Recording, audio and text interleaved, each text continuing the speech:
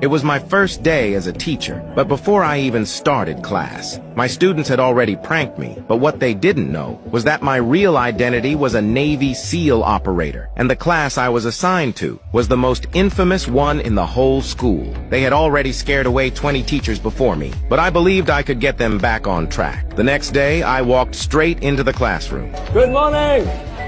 This time, the students seemed a bit calmer, but during class, they still ignored me completely. Some were eating, some were sleeping, and some were even playing video games. I introduced myself first, but no one cared. They thought I was just as weak as the teachers before me, but what they didn't know was that I had prepared a surprise for them. I picked up a rubber band and a piece of chalk from the desk.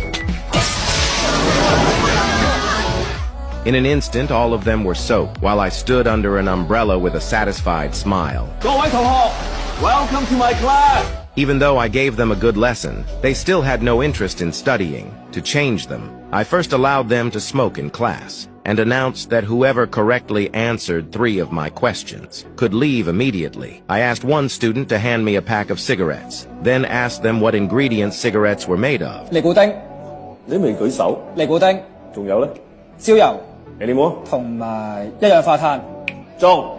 Tony answered all the questions correctly and walked out under the jealous eyes of everyone else. Everyone got excited. They all wanted to be the next one to leave. But that scene was noticed by the principal in the distance, and he clearly wasn't happy about it. But I didn't care at all. I kept teaching with my open and free methods, and continued explaining the components and dangers of tobacco. Gradually, the students began to enjoy my class. The next day, the student who loved smoking suddenly disappeared. I learned he had been working for a gang, so I went to get my student back. But they were extremely violent fighters, and when they saw I wasn't tall, they told me to get out. But when I heard my student crying for help inside and saw how terrified he was, I didn't hesitate for a second.